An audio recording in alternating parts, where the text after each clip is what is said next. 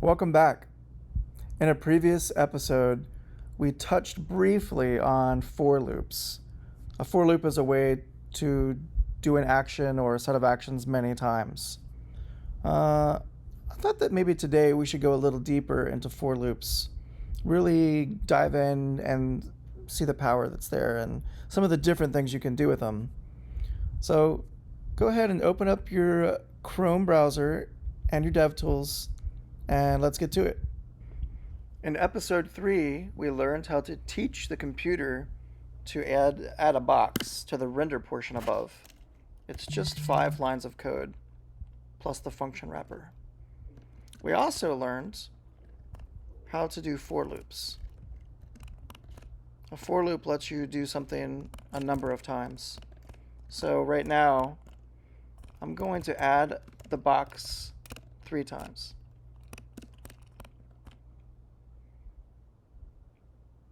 So just like last time, when I run this, it creates 3 boxes. Now go to the Elements tab, expand the body, and you will see what we just did. We added these 3 divs. Remember, a div is a box. And you can see that these divs have styles. Those are the styles that we specified: width, height, and a border.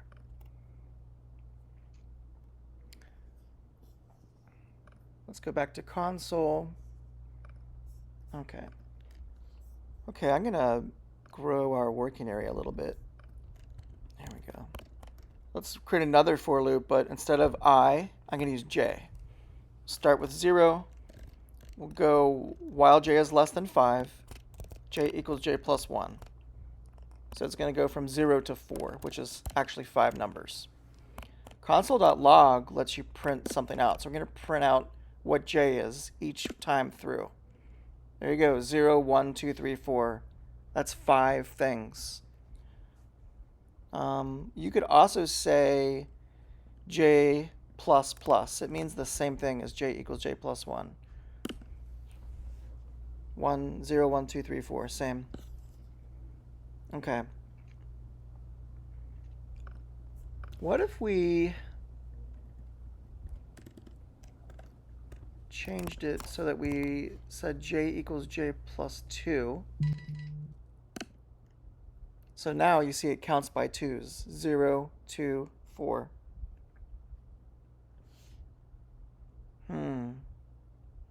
Let's change to k. Oops. I'm just changing it up so we don't get stuck on one variable in our heads. You can use anything you want. I'm going to start with 5 this time. And we're going to go until k is greater than 0. So that's different. So we're going to have to say k equals k minus 1 now. And go. Oh, whoops. Can you see what I did wrong? I made a silly mistake. Oops, I'm console.logging the wrong variable. We want to print out k, not j. So I press enter again, and there we go. Now it's counting down. 5, 4, 3, 2, 1. Okay, let's combine some concepts here. In past episodes, I showed you how to assign a string to a variable. When you start to type that variable, it's going to suggest for you. It's going to try to help you. If it's actually helping you, just hit tab. So if I hit tab here, there we go. I didn't have to type the whole thing. If I put an open bracket and 0 and a close bracket, it's going to give me the first letter of that string. And if I put a 1 in that bracket, in those brackets, it'll give me the second, 2 for the third, etc. So I wonder if we could create a for loop to print out all the letters one at a time. Okay, we're going to do 6. So from 0 to 5, that's 6 letters. Because yellow has 6 letters in it. Okay, we're going to do our console.log to print something out. My favorite color, hit tab to accept the autocomplete suggestion. And now instead of a number like 0, 1, 2, 3, we're going to put 5 or I. Put I in the brackets, and there you go. Notice that the L has a little 2 in front of it. So if it spits out 2 of the same thing or 3 of the same thing, it just does a little shortcut like that. Let's try to do 8. What's that going to do? Okay, so see, once it gets to the end of yellow, it tries to get the next letter, but there isn't one. So it just says undefined twice. All right, let's make this a little smarter. What if instead of hard coding a number, we did myfavoritecolor.length, which is 6 in this case. So our variable is myFavoriteColor. It's a string, and the length of it is 6. There we go. That works.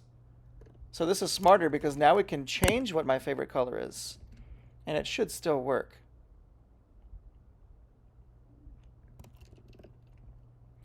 Yeah, I think I spelled this wrong, but let's just go with it. It has 6 just like yellow, the way I spelled it.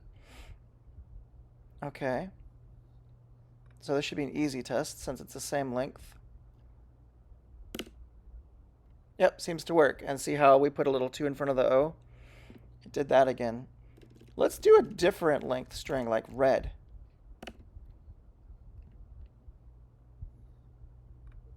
So that should be 3 this time. There we go. So you see how we made our for loop a little bit smarter now. Very handy. Okay, let's try something really tricky. Let's have an outer loop and an inner loop.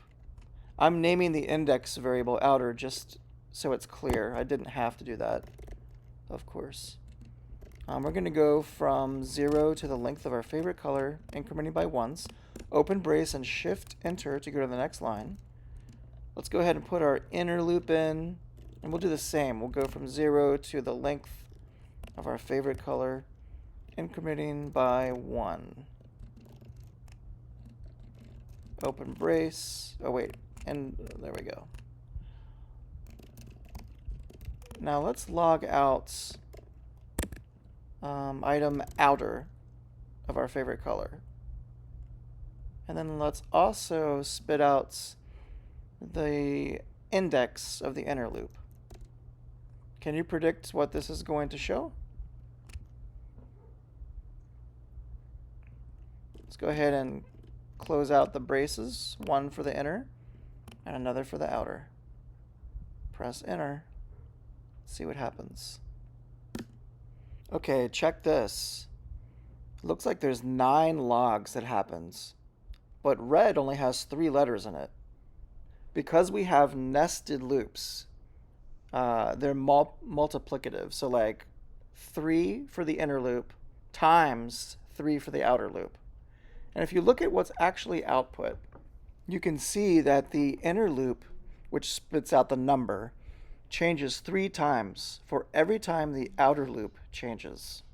Let's look at the code again. So go ahead and copy this code into your console and play with it. You're going to need to understand this for a future exercise. I hope you have fun. Good luck.